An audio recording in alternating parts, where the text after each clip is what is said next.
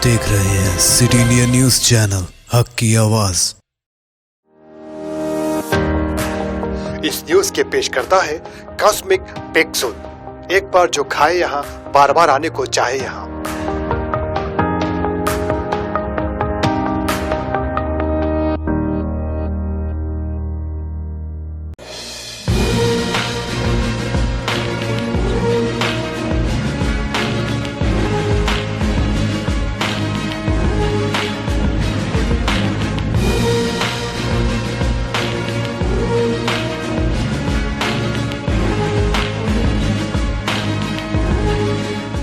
నమస్కారం, నా పేరు Yamuna. Welcome to city India news. ఇక బులెటిన్ అప్డేట్స్ చూస్తే, బాలాపూర్ లడ్డు 28 సంవత్సరాలు వేలంపాట నిర్వహిస్తున్న బాలాపూర్ ఉత్సవ సమితికి భారత్ వరల్డ్ రికార్డు వారు సర్టిఫికేట్ తో సన్మానించారు. కరోనా ఉన్న దృష్ట్యా ఈసారి వేలంపాట లేకపోవడంతో మొదటిసారి తెలంగాణ ముఖ్యమంత్రి గారికి లడ్డును అందజేస్తున్నామని తెలిపిన బాలాపూర్ ఉత్సవ సమితి వేలంపాట మొదలు పెట్టింది. బాలాపూర్ గణేష్ ఉత్సవ కమిటీ సభ్యులు ఒకప్పుడు 450 రూపాయలకు తీసుకుంటే 2019లో కొలాన్ రామ్రెడ్డి 17,60,000కు సొంతం చేసుకున్నారు. ఈసారి కరోనా మహమ్మారి ఉన్నందున బాలాపూర్ ఉత్సవ కమిటీ లడ్డు వేలం వేయడం లేదని తెలిపారు. కొలాన్ శంకర్ రెడ్డి, నరసింహారెడ్డి, బడాన్పేట మేయర్ పారిజాతారెడ్డి తదితరులు పాల్గొన్నారు. గణపతిని పూజించిన పిదప లడ్డు ఆలయంలోకి తీసుకెళ్లి పూజలు నిర్వహించారు. బాలాపూరు గ్రామంలోని 41 సంవత్సరం ఈనాడు బాలాపూరు నడిబొడ్డు నుండి పురవీధుల్లో తిరుగుతూ భాగ్యనగరంలో ఉన్నటువంటి వినాయక సాగరంలో నిమజ్జనం కావడం కోసం ఈనాడు బాలాపూర్ గణేష భగవాన్ ఊరేగింపు ప్రారంభమవుతూ ఉంది. 40 సంవత్సరాలుగా ఇంతింతై వట్టింతైనట్లుగా బాలాపూర్ గణేష భగవానుడు యావత్తు ప్రపంచ ప్రసిద్ధిగాంచి ప్రపంచంలో ఉన్నటువంటి ప్రతి వ్యక్తి, ప్రతి దేశభక్తుడు, ప్రతి గణేష భగవాన్ యొక్క భక్తాగ్రేసుడు బాలాపూర్ నవరాత్రులు రాగానే ఈనాడు భాగ్యనగరం తర్వాత ముంబై మహానగరము, ఈ 2 నగరాలు ప్రపంచంలో పేరు కొనసాగుతూ ఉంటే ఈనాడు బాలాపూర్ గ్రామమే కోట్లాది మంది ప్రజల గుండెల్లో దైవంగా ఉంటూ అందరినీ ఈనాడు విఘ్నాలను తొలగించి ఈ ప్రాంతానికి ఒక చరిత్రను హిస్టారికల్ గా ఈనాడు గిన్నీస్ బుక్ లో ఎక్కించుకున్నటువంటి ఘనత ఆ గణనాథునికే దక్కిందని చెప్పి ఈ సందర్భంగా మనవి చేస్తాం. తెలంగాణ రాష్ట్రంలో నిన్నటి నుండి కమాన్ ఎంట్రన్స్ పరీక్షలు ప్రారంభమవ్వడం జరిగింది. దీనిలో భాగంగా ఈరోజు ఐఐటి, జేఈఈ పరీక్ష ఉండటంతో ఎల్బీ నగర్, కర్మన్ ఘాట్, హయత్ నగర్ లోని భాగ్యలత వద్ద ఉన్న ఆయాన్ డిజిటల్ లో వేదిక ఏర్పాటు చేసిన పరీక్ష కేంద్రాల వద్దకి విద్యార్థులు ఉదయం 7 గంటల నుండే పరీక్ష కేంద్రాలకు చేరుకుంటున్నారు. అయితే కరోనా విజృంభిస్తున్న వేళ విద్యార్థులకు ఎలాంటి ఇబ్బందులు కలగకుండా విద్యార్థులు శానిటైజర్ తో చేతులు శుభ్రం చేసుకున్న అనంతరం ప్రతి విద్యార్థి టెంపరేచర్ చెక్ చేసి కొత్త మాస్కులని అందించారు. తర్వాత లోపలికి అనుమతిస్తున్నారు. అక్కడ సిబ్బంది పరీక్ష కేంద్రంలో కూడా కోవిడ్ నిబంధనలు పాటిస్తూ అన్ని ఏర్పాట్లు పూర్తి చేసినట్లు పరీక్ష కేంద్రం సిబ్బంది తెలపడం జరిగింది.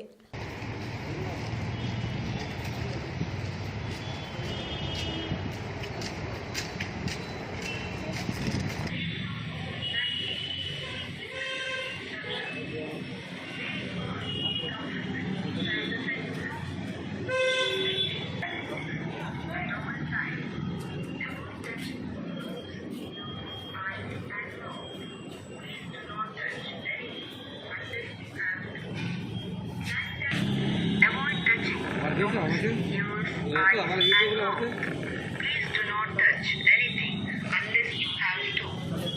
Sanitize your hand before and after use of washroom on the wall. Switch off your mobile phone. Eatables are not allowed inside the lab. Always use dustbin for wastage. Please raise your hand. Jagtial జిల్లా Korutla మెట్పల్లిలో MLA Vidyasagar Rao 702 మందికి లబ్ధిదారులకు 6,73,00,000 విలువైన కళ్యాణ లక్ష్మి షాదీ ముబారక్ చెక్కులను అందజేశారు. అనంతరం 295 మందికి 81,20,000 రూపాయల CM సహాయ నిధి కింద చెక్కులను అందజేశారు. ఈ కార్యక్రమంలో ప్రజాప్రతినిధులు పాల్గొన్నారు.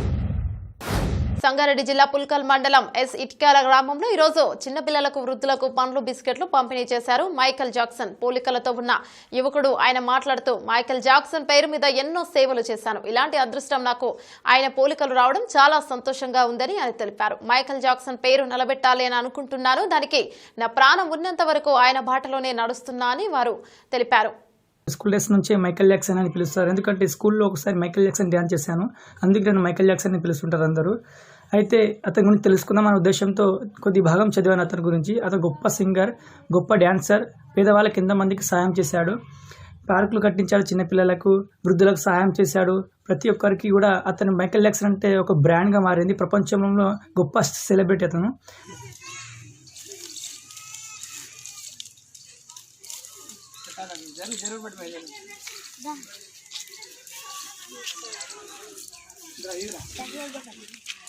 మైకేల్ జాక్సన్ పుట్టినరోజు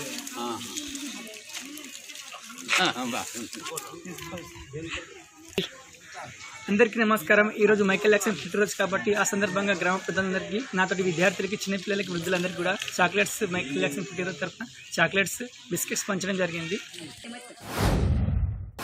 నిర్మల్ జిల్లా నిర్మల్ పట్టణంలో బుధవారం పేట్లో 1వ నంబర్ మరియు 4వ నంబర్ వినాయక విగ్రహాలను రాష్ట్ర దేవాదాయ శాఖ మంత్రి ఇంద్రకరణ్ రెడ్డి పూజా కార్యక్రమాలు నిర్వహించి నిమజ్జనాన్ని ప్రారంభించారు. ఈ సందర్భంగా మంత్రి మాట్లాడుతూ ప్రతి సంవత్సరం వినాయక నిమజ్జనాన్ని ఘనంగా జరుపుకునే వాళ్ళమని, కోవిడ్ దృష్ట్యా ఈ సంవత్సరం నిడారంభరంగా జరుపుకుంటున్నామని, ప్రతి ఒక్కరూ నిమజ్జనాన్ని శాంతియుతంగా జరుపుకోవాలని మంత్రి తెలిపారు. అనంతరం శోభయాత్రలో మంత్రి పాల్గొన్నారు. ఈ కార్యక్రమంలో జిల్లా కలెక్టర్ ముషరఫ్ అలీ మరియు స్థానిక కౌన్సిలర్లు వేణు, శ్రీనివాస్, నరేందర్, రాము, మున్సిపల్ చైర్మన్ ఈశ్వరి మరియు కార్యకర్తలు పాల్గొన్నారు.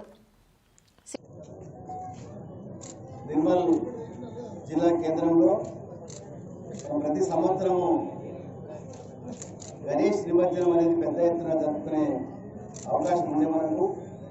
ఈ సంవత్సరము కోవిడ్-19 కరోనా వైరస్ ద్వారా ఈ కార్యక్రమాలను కూడా మార్చి 20 తారీఖు నుంచి లాక్డౌన్లో ఉండి ఎన్నో ఒడిదుడుకుతో ఇంకా కూడా మనము కరోనా వ్యాధితో కొనసాగుతున్నటువంటి సందర్భం ఇది.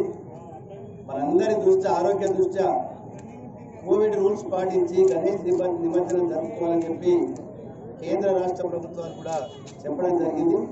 దయచేసి మనందరం కూడా ఇప్పటికే సహకరిస్తూ ఉన్నారు, ఇంకా కూడా భక్తులు, ప్రజలందరూ కూడా సహకరించాలని కోరడం జరుగుతుంది.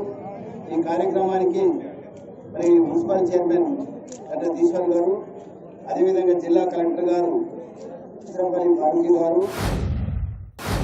వరంగల్ అర్బన్ కరోనా ప్రభావం విజృంభిస్తున్న తరుణంలో విద్యార్థుల భవిష్యత్తు దృష్ట్యా ప్రభుత్వ ఆదేశాల మేరకు నిర్ణీత తరగతులకు వారి సమయాన్ని కేటాయిస్తూ బోధించడం, వాటిని సైతం యూట్యూబ్లో తిరిగి చూసే విధంగా తగిన విధి విధానాలను ఏర్పాటు చేసుకున్నామని పాఠశాల అధ్యాపకులు తెలిపారు. ఏ రోజు ఏంటిది, ఏ టైంలో ఏం వస్తుంది అనేది కూడా ఇక్కడ ఈ టైం టేబుల్, షెడ్యూల్ అనేది వాళ్ళు ఇవ్వడం జరిగింది. దానికి కూడా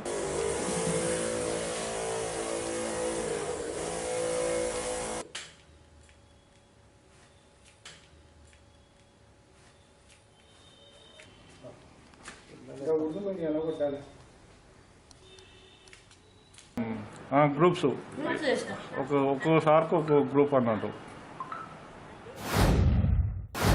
అఖిల భారత కిసాన్ సభ ఐకేఎస్ భారతీయ ఖేత్ మజూర్ యూనియన్ ఎంయు పిలుపు మేరకు సెప్టెంబర్ 1 నుంచి 5వ తేదీ వరకు నిరాహార దీక్షలు నిర్వహించనున్నట్లు ఏఐకేఎస్ రాష్ట్ర సహాయ కార్యదర్శి ఏవూరి బ్రహ్మం పేర్కొన్నారు. ఇల్లందు పట్టణంలోని స్థానిక విఠలరావు భవన్ లో మంగళవారం ఏర్పాటైన ముఖ్య నాయకుల సమావేశంలో మాట్లాడారు. కేంద్ర ప్రభుత్వం విడుదల చేసిన 3 రైతు వ్యతిరేక ఆర్డినెన్స్ లను ఉపసంహరించుకోవాలని, కోవిడ్-19 విజృంభణ నేపథ్యంలో ఉపాధి కోల్పోయిన నిరుపేదలకు నెలకు 7,500 రూపాయలు ప్రతి కుటుంబానికి 6 నెలలు 10 కిలోల బియ్యం అందించాలని తెలిపారు.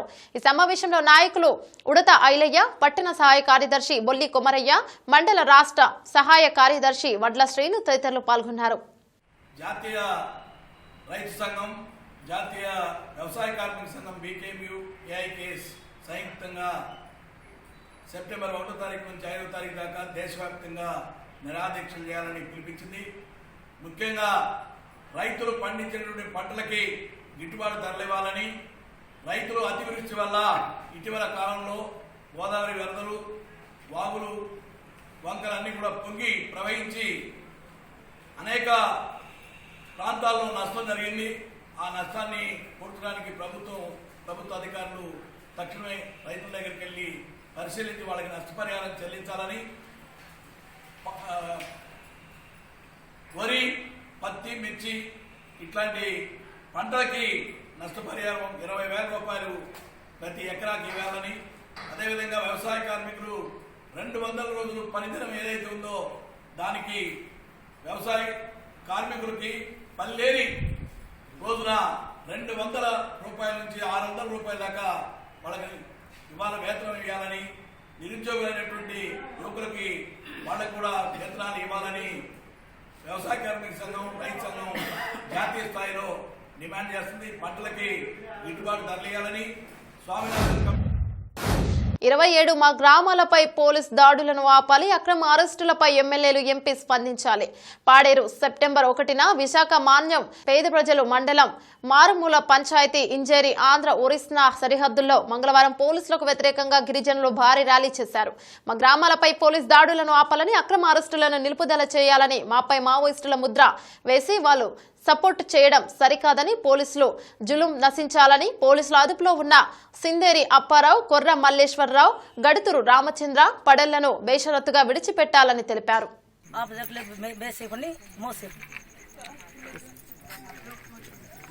ఇంత పిల్లలకి ఇప్పుడు 4 గర్భిలోనే ఉన్న గురించి 4 ఐరి ఎలాగ బతికితారు, ఎలాగ 20 చచ్చిపోతే కూడా ఎలాగ అయితే కూడా వయసు ఒకటి వచ్చినది, చచ్చిపోతే వారు బాధ్యతే. ఎలాగ చేస్తారో ఎలాగ చేస్తారు, పాపితారు, ఇడికొస్తారు. అంత మేము డిప్పు కూడా వెళ్ళలేము, సాలలేము. వారు ఉంటేనే మాకెవరు పని చేసే, కర్రలు తెచ్చేవారు లేదు, కంపలు తెచ్చేవారు లేదు. మాకు ఎలాగ బతుకుతాం మేము? ముసలి మురుగా అమ్మ కూడా ఎలాగ బతుకుతుంది. అలాంటి మనిషి అయితే తుపాయి ఎత్తవచ్చు, కొండలకి వెళ్ళవచ్చు, గిట్టులు ఎత్తి అలాంటి ఇల్లు జొల్లు చేసి పిల్లలు పీదలు చేసి ఉన్నవాడికి పట్టి మేయని ఎవడు చెప్పిడి, పోటీ మీద మోసిరో ఎవడు చెప్పంగో.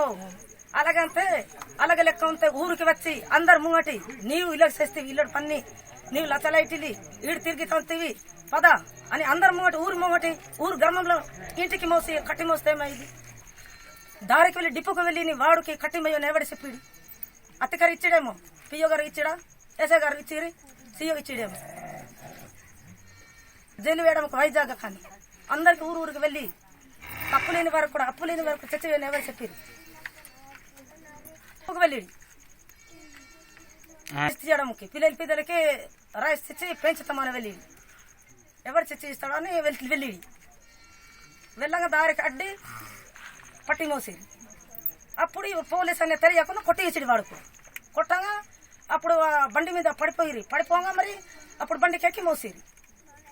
అప్పులే డ్రెస్ లేదు, దారి కూడా దశలు తిని కదా కుటుంబం మధ్య వంపుకి.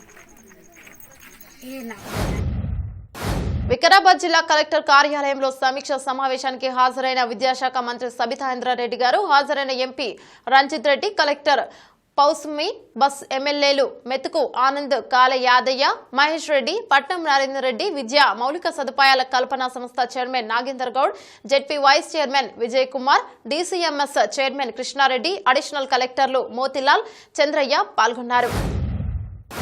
ఐటీవీ బులెటిన్లోని అప్డేట్స్ మరో బులెటిన్ మళ్ళీ కలుసుకుందాం. అంతవరకు చూస్తూనే ఉండండి సిటీ ఇండియా న్యూస్.